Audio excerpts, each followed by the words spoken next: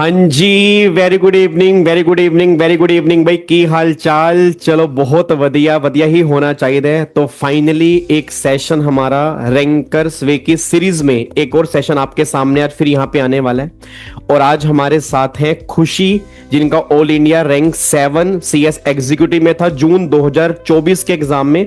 और अभी खुशी ने सीएस प्रोफेशनल के एग्जाम में दिए हैं, मतलब प्रोफेशनल का रिजल्ट अवेटेड है। फिंगर क्रॉस खुशी का, मतलब मैं तो उम्मीद करता हूँ कि इस बार भी बहुत बढ़िया रैंक आएगा या सारे ग्रुप पास होंगे। मतलब ये तो कंफर्म है कि खुशी इस बार सीएस बनने वाली है।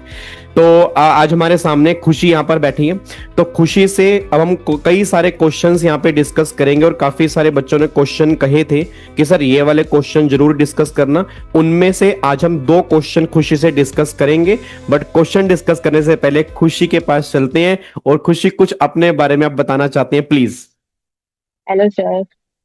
हेलो। सर मेरी जर्नी तो सीएस की बहुत ज्यादा इंटरेस्टिंग रही है और साथ में बहुत सारे हर्डल्स भी थे। अच्छा। बेसिकली मैं बीबीए कर रही थी, सडनली ड्रॉप आउट करके सीएस में आया क्योंकि मुझे समझ आया कि मुझसे क्लरिकल वर्क नहीं होगा। अच्छा। तो मैंने सीए और सीएस में थोड़ा अच्छे से डीप डाइव जाके देखा, तो मेरे को लगा सीएस मेरे लिए ज्यादा सही है। And with zero knowledge of law मैंने स्टार्ट किया। तो धीरे धीरे इंटरप्रिटेशन सीख सीख के आगे बढ़े एंड देन सीएस एग्जीक्यूटिव में एक बार अटेम्प्ट लगने के बाद बोलते ना फर्स्ट फेलियर हिट करता है। तो वो जो फेलियर हिट किया, तो उसके बाद आया कि नहीं यार अब बड़ा ही कुछ करना है। अच्छा, मतलब आपको पहले एग्जीक्यूटिव आपका क्लियर नहीं हुआ था? एक अटेम्प्ट नहीं हुआ था, मतलब ये फर्स्ट तो ग्रुप सिंगल दिया था। ये तो बहुत बड़ी, मतलब ये तो मेरे को पता नहीं था, बट ये तो बहुत बड़ी अचीवमेंट है कि मतलब पहले आपका क्लियर नहीं हुआ और देन वहां से रैंक की जर्नी। तो आपको वो मोटिवेशन कैसे मिला? क्योंकि नॉर्मली बच्चा, पता क्या होता है कि जैसे जिस बच्चे के एग्जाम क्लियर नहीं होते ना, वो टूट जाता है। वो कहता है कि भाई मैं अगले बार बस पास ही हो जाऊं, तो बस मेरे को 40 नंबर दिलवा दो। तो आपको मोटिवेशन कैसे मिला कि नहीं मुझे कुछ करना है अब? सर वो लाइफ का फर्स्ट फेलियर था ना, अच्छा। तो बाउंस बैक तो करना ही था। बिल्कुल। तो बस वही था कि ये क्या हो गया, ऐसे तो मैं डिजर्व नहीं करती हूँ ये फेलियर। तो बस उसके बाद जो इंटरनल मोटिवेशन खुद ही आ जाता है कि अपन को अब करना ही है। एंड देन बिल्कुल। फिर सोचा करना ही है, अच्छा तो बोथ ग्रुप्स ही दे देते हैं, अब टाइम भी है अच्छे से पढ़ने का। तो बिल्कुल। बोथ ग्रुप्स दिए and with god's grace all India rank 7। बहुत बढ़िया। क्या, अच्छा एक बात बताओ, जब आपका ऑल इंडिया रैंक 7 आया तो आपको उस दिन क्या फीलिंग आई? मतलब क्या आपको, कैसा फील हुआ जब आपने रैंक देखा, या आपके घर वालों में या पेरेंट्स में क्या उस, मतलब उस टाइम सिचुएशन क्या थी? तो मुझे वो दिन अभी याद आ रहा है सडनली एकदम। तो फीलिंग बहुत अनरियलिस्टिक थी, मतलब मैंने क्या डायरेक्ट मेरिट लिस्ट खोली थी क्योंकि वो 1 मिनट पहले अपलोड हो जाती है। अच्छा। तो मैंने तो ऐसे ही खोल लिया था, देखते हैं कौन रैंक है किसका है। तो सडन अपना नाम ऐसे शोकेस हुआ and मैं चिल्ला दी एकदम। ओ भाई साहब। तो वो एक बहुत ही नेक्स्ट लेवल एक्सपीरियंस था मेरी लाइफ का। वो दिन बहुत ही ज्यादा अच्छा था एंड उसके नेक्स्ट डे जन्माष्टमी थी। तो हम्म। मुझे याद है कैसे दूसरे दिन मैं जन्माष्टमी भी सेलिब्रेट कर रही थी एंड सबके कॉल्स भी आ रहे थे, वो भी रिसीव कर रही थी। क्या बात है, मतलब मेरे को लगता है कि वो भी लाइफ का एक अलग मूवमेंट होता है। मतलब एक दिन पहले आपको कोई जानता नहीं है और जैसे आपका रैंक आता है, तो मतलब मेरे को लगता है कि लोगों के ना देखने का नजरिया ही बदल जाता है। तो बहुत ज्यादा। हाँ ये तो है। मतलब वही कहते हैं ना कि सक्सेस जब आप अचीव कर लेते हो तो लोग आपको दूसरी नजर से देखते हैं, और अगर आप फेल होते जा रहे हो तो लोग आपको अलग नजर से देखते हैं। यस सर, इवन मेरी एक दो लोगों से लिंक्डइन पे बात भी हुई थी, तो नॉर्मली बात हुई थी, अचानक से उन्होंने हेडिंग देखी IR 7, तो बोलते अरे आप ऑल इंडिया रैंकर हो, बोलते हमारा तो नजरिया ही बदल गया आपसे बात करने का, मैंने ये सुना है लोगों से। क्या बात है, बहुत बढ़िया, बहुत बढ़िया खुशी। मतलब आप अभी सुना रहे हो ना मेरे को दोबारा से वो मोटिव, क्योंकि मुझे याद है आपका रैंक आया था, आपने मुझे व्हाट्सएप मैसेज किया था कि सर मेरा ऑल इंडिया रैंक 7 है। और मैं ना अभी आपकी चैट पढ़ रहा था, तो मतलब मुझे पढ़ के ना वो, मतलब एक साल पहले की वो फीलिंग होती है ना कि हाँ आपने मुझे मैसेज किया। तो मतलब होता है कि वो एक अलग ही मूवमेंट होता है, मतलब ये तो है। चलो बहुत बढ़िया खुशी। तो मतलब होप सो आपका प्रोफेशनल के अंदर भी रैंक है, दोबारा से आपका मैसेज है कि सर मेरा प्रोफेशनल के अंदर भी रैंक है, और बहुत जल्दी जल्दी आप सीएस बने और लाइफ में बहुत आगे जाएं। अरे खुशी, ये ना सीरीज जो हमने स्टार्ट की है, मतलब मेरे को ये है कि देखो आपका रैंक आ गया और होप्सो प्रोफेशनल के अंदर भी आप पक्का पक्का सीएस बनेंगे। बट मैं चाहता हूं कि जितने बच्चे इस सीरीज को देख रहे हैं, क्योंकि अभी 25 अगस्त को हमारा रिजल्ट है, तो 25 अगस्त को रिजल्ट है, तो ऑब्वियसली बात है उसमें काफी सारे बच्चे क्लियर होंगे, काफी सारे बच्चे क्लियर नहीं होंगे, उसमें आपका भी रिजल्ट है। ठीक है ना, तो आप यस भी सर। बहुत जल्दी आप मान के चलो कि सीएस बनने वाले हैं। बट हो सकता है कि उसमें कुछ बच्चे ऐसे भी हो सकते हैं कि क्लियर ना हो, क्योंकि रिजल्ट तो वही 10-15% आना है, बाकी बच्चा क्लियर नहीं करता। तो मैं ये चाहता हूं कि इस सीरीज से ना, मैं कोई सीरीज में 20 से 25 सेशन लेके आने हैं। तो मैं चाहता हूं इस सीरीज में जितने बच्चे भी हमारे सामने इस सीरीज को देखें उनमें बहुत हेल्प हो। तो आज मैं आपसे 2 क्वेश्चन पूछूंगा, और मतलब मैं ये चाहता हूं कि आप उसका बिल्कुल ऑनेस्टली रिप्लाई करो, जो आपने अपने एग्जाम में अप्लाई किया, चाहे वो एग्जीक्यूटिव में चाहे वो प्रोफेशनल में, क्योंकि अब आपके पास एक्सपीरियंस प्रोफेशनल का भी है। तो यस सर। मैं ये चाहता हूं, मेरा पहला क्वेश्चन आपसे ये है कि बच्चों के ना, जब मैं मैसेज पढ़ रहा था तो उसमें बहुत सारे बच्चों का एक मैसेज आया हुआ था कि सर पेपर की प्रेजेंटेशन कैसे करनी है। क्योंकि ना बहुत सारे बच्चों को ना समझ ही नहीं आता कि प्रेजेंट कैसे करना है। जैसे मान लो कोई भी, चाहे वो कंपनी लॉ है या वो सिक्योरिटी लॉ है या कोई आपका प्रोफेशनल का पेपर है, तो मतलब क्या प्रेजेंटेशन का कोई फिक्स पैटर्न है, मतलब किस तरह से बच्चा प्रेजेंट करे कि उसको मार्क्स प्रॉपर मिले, पूरे मिले। नहीं तो कई बार आपने देखा भी होगा, बच्चा कहता है सर पेप क्वेश्चन तो पूरा लिखा, मिले मेरे को 2 नंबर है। तो क्या प्रेजेंटेशन की टिप देना चाहेंगे बच्चों को?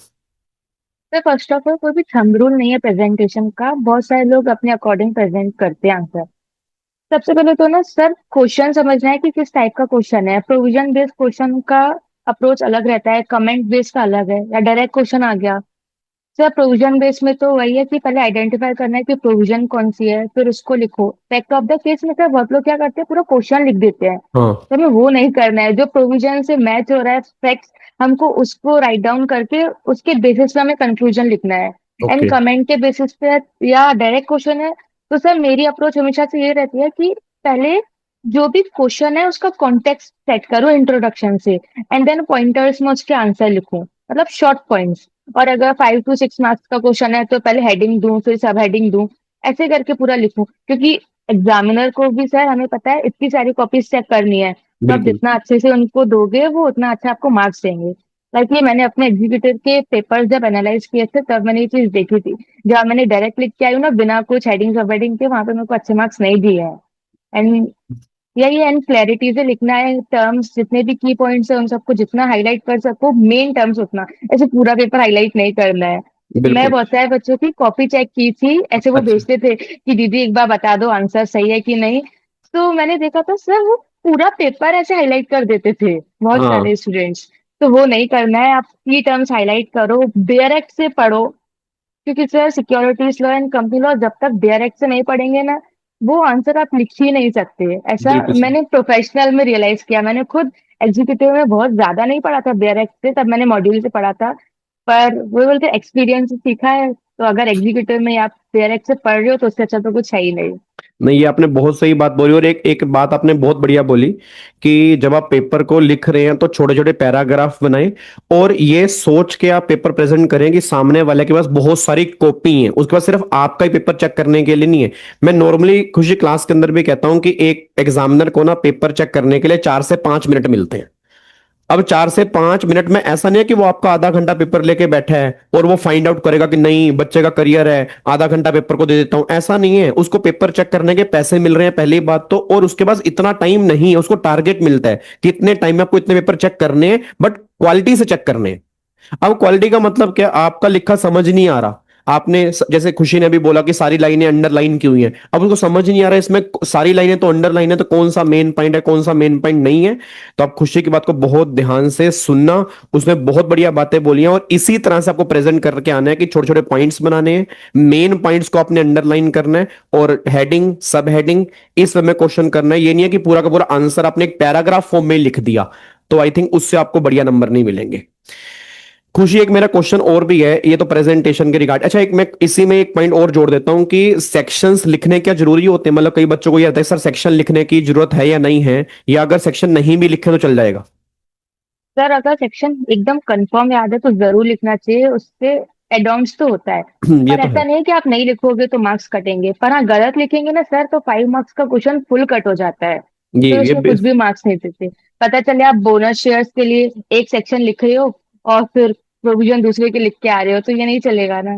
हाँ, ये बिल्कुल आपने सही बात बोली कि कई बार बच्चा क्या कहता है कि उसको ना डाउटफुल होता है कि यार ये सेक्शन है या नहीं है, तो फिर कई बार वो लिख देता है कि चल तुक्का ही मार देते हैं, कौन सा एग्जामिनर इतना चेक कर रहा है। नहीं, ऑलवेज ये बात ध्यान देना कि नहीं लिखोगे चलेगा, गलत लिखोगे तो बिल्कुल भी नहीं चलेगा, बस ये पर ध्यान दो। Yes sir. ठीक है। अब खुशी, मेरा सेकंड क्वेश्चन आपसे ये है, जो बहुत सारे बच्चों का क्वेश्चन मेरे सामने आया, और इवन मेरा भी क्वेश्चन है, सही बताऊं तो मतलब मेरे को ये जानना है आपसे, जैसे आपका रैंक आया, ऑब्वियस सी बात है, रैंक लाना एक बहुत बड़ी बात है, और सिंगल डिजिट रैंक लाना एक सबसे बड़ी बात है, और प्रोफेशनल के अंदर भी आपके होपफुली भगवान करे बहुत अच्छे नंबर आएंगे। तो मैं ये जानना चाहता हूं आपसे कि सोशल मीडिया जो है, जैसे आज के टाइम में कहते हैं ना, I think gen ji generation, कौन सी जनरेशन चल रही है अभी? यस सर, यही। जेन जी ना? तो मतलब मैं तो उससे पहले का हूं, आई थिंक आप भी उस जनरेशन के हो, ठीक है ना? तो अब ये जितने भी बच्चे सामने बैठे हैं सारे उस जनरेशन के हैं, तो ये जनरेशन जो है ना सोशल मीडिया पे बहुत ज्यादा एक्टिव है। और सोशल मीडिया अच्छा भी है बुरा भी है, ऑब्वियस सी बात है, अगर सोशल मीडिया ना होता तो यूट्यूब पे क्लासेस ना देख पाते, आप ये सेशन ना देख पाते, बहुत सारी रिवीजन क्लास ना देख पाते, बट सोशल मीडिया पे कुछ ऐसा कंटेंट भी होता है, अगर एक बार उसके अंदर हम लग जाएं तो फिर पता ही नहीं लगता टाइम कहाँ हो गया। तो मैं आपसे जानना चाहता हूं कि आप कितना सोशल मीडिया यूज करते थे, या कैसे इस डिस्ट्रैक्शन को आप अवॉइड करते थे, तो वो आप प्लीज बच्चों को बताओ। सर मैं इसको एग्जाम स्पेसिफिक ही रखूंगी। लाइक एग्जाम से 4 to 5 months पहले मैंने पूरे सोशल मीडिया बंद कर दिए थे। एंड आई अच्छा। रिमेम्बर प्रोफेशनल में तो मैंने अक्टूबर से ही बंद कर दिया था। लाइक अगस्त 25 पे रिजल्ट आया, मैंने अक्टूबर में इंस्टा डिलीट कर दिया था। एंड जितने भी ओटीटी प्लेटफॉर्म्स वो सारे डिलीट कर दिए थे। दिसंबर में लिंक्डइन डिलीट कर दिया था, फरवरी में व्हाट्सएप डिलीट कर दिया था। मुझे याद है ऐसे ऐसे मैंने लाइन से सब डिलीट करे थे। एंड एग्जीक्यूटिव का तो मैं क्या ही बोलूं, मैंने 3 महीने मोबाइल ही छोड़ दी थी।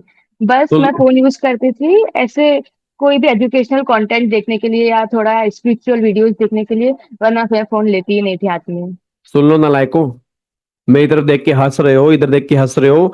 अब एक बात, बच्चा कह रहा है सर, अच्छा एक पॉइंट मैं और डिस्कस करना चाहता हूँ, जैसे बच्चा कहता है मतलब मेन सोशल मीडिया में क्या हमें डिलीट करना जरूरी है, क्योंकि देखो सोशल मीडिया में यूट्यूब भी आता है, ठीक है, यूट्यूब पे रिवीजन क्लास भी आती हैं, तो मैं ये चाह रहा हूँ कि सोशल मीडिया में क्या क्या ऐसी चीजें हैं जिसको बच्चा इग्नोर करे, क्योंकि मेरे को नहीं लगता उसकी रिक्वायरमेंट है, तो आपने क्या क्या डिलीट किया था? Sir first of all Instagram and YouTube shorts आप अवॉइड करो। इसमें मतलब कुछ भी एजुकेशनल कंटेंट नहीं है सर। इसमें यही दिखाते हैं जैसे आपको ज्यादा से ज्यादा वो इंगेज करके रख सके, आपका टाइम वेस्ट करे। लाइक अभी अगर मैं बोलूँ तो अभी मैं सब पे बहुत एक्टिव हूँ, पर अभी मेरी वेकेशंस चल रही हैं ऐसे आप समझ लीजिए। तो बिल्कुल सही बात है। ठीक है, बहुत टाइम बाद यूज कर रही हूँ, वरना एग्जाम्स के टाइम पे मैंने बिल्कुल एकदम अवॉइड कर दी थी। अच्छा एक बात और बताओ, जैसे आपने अवॉइड कर दी थी, मतलब क्या होता है कि कई बार ना ये भी कस्में खाते हैं, ये भी कसम खा लेते हैं कि कसम से मैं कल से यूज नहीं करूंगा, मैं आज से यूज नहीं करूंगा। तो ये होता है कि जब मतलब हम पूरा तो एक टाइम एकदम नहीं छोड़ सकते, कि ऐसा नहीं है कि मैं अभी कसम खा लूंगा कि छोड़ दूं तो एकदम छोड़ दूंगा, नहीं, जैसे कोई भी एडिक्शन होती है ना उसको छोड़ने में टाइम लगता है। तो आपने ये चीजें एकदम छोड़ दी थी, या कुछ आपने कोई टेक्निक यूज की थी जिससे बच्चों की हेल्प हो सके?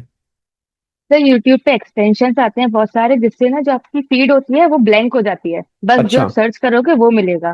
तो वो क्रोम से आप डाउनलोड कर लो, या मैंने फोन में भी क्या किया था, एक न्यू जीमेल आईडी बनाई थी, सिर्फ उससे यूट्यूब लॉगिन था, हिस्ट्री पॉज कर दी थी और सर्च वाला भी पॉज कर दिया था। तो उससे फीड पे कुछ आता ही नहीं था, सिर्फ जो क्या मैं बात है। सर्च करूंगी वही आएगा। तो इससे मेरे को एल्गोरिदम का वो नहीं होता था कि वो मुझे जो दिखाना चाह रहा है मैं वो देख रही हूँ। मैं सिर्फ वो देख रही थी जो मुझे देखना था। मेरे क्या पास मेरे बात है। टाइम के ऊपर कंट्रोल था, मैं कह सकती हूँ ये तो। बहुत बढ़िया बेटे, विल पावर बहुत स्ट्रोंग थी। और मतलब कहते हैं ना कि जीतने वाले कुछ अलग काम नहीं करते, हर काम को अलग ढंग से करते हैं। तो वही विल पावर आपकी भी बहुत स्ट्रोंग होनी चाहिए। और सोशल मीडिया इस टाइम बहुत एडिक्टेड चीज हो चुकी है, क्योंकि मेरे को पता है कि आप सारा दिन, एक बार हम शॉर्ट्स, मेरे को लगता है खुशी, अगर एक बार हम शॉर्ट्स ऐसे करते हैं ना तो फिर वो चलते रहते हैं, फिर पता नहीं सर लगता 1 घंटा कब निकल गया। Yes sir. सर 1 घंटा भी कम ही लग जाता है उसके बाद तो। तो ध्यान रखना, खुशी ने 2 बातें बताई, तो सोशल मीडिया अवॉइड करना है, एग्जाम से 2-3 महीने पहले इंस्टाग्राम तो डिलीट कर दो, बाद में भी आप कर सकते हो ना यार। एक बात बताओ, एग्जाम देने के बाद 2 महीने तुम्हारे पास है, 2 महीने में तुम इंस्टाग्राम पे डांस करो भाई साहब, जो मर्जी करो, कोई लेना देना ही नहीं है, घर वाले भी तुम्हें कुछ नहीं बोलेंगे, बट 2 महीने पहले। और दूसरा एक ना, मैं छोटी सी बात और डिस्कस करूंगा, बच्चों को ये बात बुरी लगेगी, बट मैं फिर भी डिस्कस करूंगा जिससे बच्चों का फायदा होता है। खुशी, आजकल ना बहुत सारे व्हाट्सएप ग्रुप भी हैं, ठीक है, मतलब होता क्या कि आप भी मेरे ख्याल से हो सकता है शायद किसी ग्रुप के मेंबर हो, मतलब मुझे आइडिया नहीं है। ऐसे ही होता क्या कि हम भी बहुत सारे ग्रुप के मेंबर हैं, क्योंकि बच्चे ऐड कर लेते हैं, अब कई बार एग्जिट करते हैं, फिर बच्चे ऐड कर लेते हैं, तो होता क्या कि बच्चों के डाउट्स भी उससे सोल्व होते हैं। बट मैं कहना चाह रहा हूँ कि क्या वो व्हाट्सएप ग्रुप, जैसे बहुत सारे व्हाट्सएप ग्रुप चैनल के अंदर इन्वॉल्व रहते हैं, तो क्या वो एग्जाम के लिए फायदेमंद है तो कितने फायदेमंद है, या उसमें उसको हमें क्या करना चाहिए? सर ये बहुत ट्रिकी क्वेश्चन है। एग्जीक्यूटिव में तो सर मैं इतना ज्यादा ऐसे सॉलिट्यूड में रहती थी कि मुझे किसी चीज का कोई आइडिया नहीं था। मैं किसी व्हाट्सएप ग्रुप में नहीं थी, मेरे कनेक्शन में कोई भी सीएस फ्रेंड्स नहीं थे, मैं सब खुद से ही करती थी। अच्छा। एंड फिर लिंक्डइन के थ्रू बहुत सारे कनेक्शंस मेरे सीएस प्रोफेशनल में बिल्ड हुए। एंड उस टाइम मैं ऐसे एक दो व्हाट्सएप ग्रुप्स में थी, पर मैं इंगेज नहीं करती थी बिल्कुल। हाँ, कोई ऐसे आ गया कि कुछ जैसे नोट्स वगैरह है और मेरे पास उस सब्जेक्ट के नोट्स नहीं है, या उस स्पेसिफिक टॉपिक के मेरे पास नोट्स नहीं है, मैंने स्क्रॉल किया, देखा यूजफुल है तो मैंने उसको डाउनलोड कर लिया एंड बाकी चीजें अवॉइड कर दी। ऐसा नहीं कि जो आ रहा है सब आप यूज करो, ऐसे 10 नोट्स को नहीं यूज कर सकते ना। नहीं, बिल्कुल सही बात है, बहुत सही बात बोल रही है। मैं हमेशा बच्चों को ये बात बोलता हूँ कि आप एक या दो टीचर के नोट्स ही फॉलो करके चलो, मतलब जिस भी टीचर के आपको अच्छे लगते हैं, क्योंकि हर टीचर अपनी तरफ से बेस्ट दे रहा है। तो यस ये सर। चीजें आपको अवॉइड जरूर करनी है। दो क्वेश्चन आज हमने खुशी से पूछे हैं, आई होप आपको बहुत बढ़िया से आंसर मिल गया होगा। पहला, प्रेजेंटेशन कैसे देनी है वो खुशी ने बताया। दूसरा, सोशल मीडिया को अवॉइड करने की कैसे कोशिश करनी है वो खुशी ने आपको बताया। ये दोनों बातें जरूर करना। और बाकी जो भी क्वेश्चन अभी आपके और हैं, क्योंकि बहुत सारे क्वेश्चन बच्चों के आ रहे हैं, आप कमेंट बॉक्स में लिखते रहो। आने वाले बहुत सारे सेशंस अभी आने हैं रैंकर्स के साथ, तो उनके अंदर भी हम ये क्वेश्चन डिस्कस करेंगे। खुशी, अब एक लास्ट पॉइंट बस ये कि कुछ बच्चों के बारे में लास्ट मैसेज आपका, जिन बच्चों के अभी कमिंग एग्जाम है, क्या कहना चाहते हैं हम? सर मैं यही बोलूंगी कि प्लीज प्लीज मॉड्यूल रेफर करो सर, लोग भूल गए हैं मॉड्यूल से पढ़ना। सर मैं इतने सारे एग्जीक्यूटिव स्टूडेंट्स के साथ कांटेक्ट में हूँ, मतलब कोई भी नहीं बोलता है कि मैं मॉड्यूल से पढ़ रहा हूँ। ये तो है। सर टीचर्स के नोट्स बुरे नहीं है, बहुत अच्छे हैं, वो बहुत एफर्ट्स लगा रहे हैं, पर सर इंस्टीट्यूट ने भी तो मटेरियल बनाया, आप एटलीस्ट एक बार तो रेफर करो। बिल्कुल सही बात है, सर बहुत। ऐसे छोटे छोटे पॉइंट्स होते हैं जो सिर्फ मॉड्यूल में ही होते हैं, और उससे सडनली ऐसे 5 मार्क्स का क्वेश्चन बन के आ जाए और आप बोलोगे कि यार टीचर ने तो पढ़ाया नहीं। तो उनकी गलती नहीं है, वो अपना कंटेंट कवर करेंगे, पर आपका भी तो है ना कि रिस्पॉन्सिबिलिटी कि आप भी कवर करो। बिल्कुल सही बात है, बहुत बढ़िया खुशी। तो सारे बच्चे ये ध्यान रखना, लास्ट में खुशी ने जो बात बोली है कि मॉड्यूल आपको एक बार जरूर देखना जरूर चाहिए कि हाँ भाई हमारे मॉड्यूल में क्या क्या कंटेंट कवर है, क्या उतना कंटेंट हम कवर कर रहे हैं या नहीं कर रहे हैं। अब कई बार बच्चे कहते हैं सर मॉड्यूल में काफी सारी गलतियां होती है। देखो मेरे को लगता है कंपनी लॉ का मॉड्यूल बेस्ट है, सिक्योरिटी लॉ का मॉड्यूल में कैसे बेस्ट है। हाँ, टैक्सेशन के अंदर आप कह सकते हो कि अमेंडमेंट्स कई बार नहीं होती हैं या क्वेश्चंस पुराने तरीके से किए होते हैं, तो मैं उसकी बात नहीं कर रहा। प्रैक्टिकल की मैं इतनी बात नहीं करूंगा, बट जितने भी प्रोविजन बेस्ड पेपर है या थ्योरी बेस्ड पेपर है, उनको आपको एक बार जरूर देखना चाहिए कि हमारे मॉड्यूल में क्या क्या चीजें हैं और वो चीजें हमने कवर की है नहीं की। ठीक है, चलो, थैंक यू सो मच खुशी। फर्स्ट ऑफ ऑल बहुत बहुत धन्यवाद, आपने टाइम दिया। मतलब आपने, मतलब कहते हैं ना कि एक बार मैंने कहा और दूसरी बार आपने बोला हाँ सर डन करते हैं इसको। और होप सो इस सेशन का, इस सीरीज का बच्चों को बहुत ज्यादा फायदा मिलेगा। और थैंक यू सो मच, आपने वंस अगेन टाइम दिया। और आप सभी को भी बहुत बहुत धन्यवाद। ये सीरीज आपके लिए बहुत हेल्पफुल होने वाली है। इसको हर बच्चे के साथ में शेयर करना, क्योंकि ये सारे वो आइडियाज हैं, ये आपके सामने जितने भी रैंकर्स बैठे हैं इन्होंने ये किए हैं, तभी ऑल ओवर इंडियन का रैंक आया। और आई होप जो बच्चे इस वीडियो को देख रहे हैं आपका भी रैंक लोडिंग हो रहा है। ठीक है ना, हो सकता है कि आपका रैंक इस अटेम्प्ट के अंदर ही आ जाए, नहीं तो अगले अटेम्प्ट के अंदर भी रैंक लोडिंग है, नहीं तो पास तो पक्का पक्का है। ठीक है, चलो, thank you so much, God bless you. फिर मिलेंगे नेक्स्ट सेशन में नए क्वेश्चन के साथ। जय Hind, thank you so much, thank you.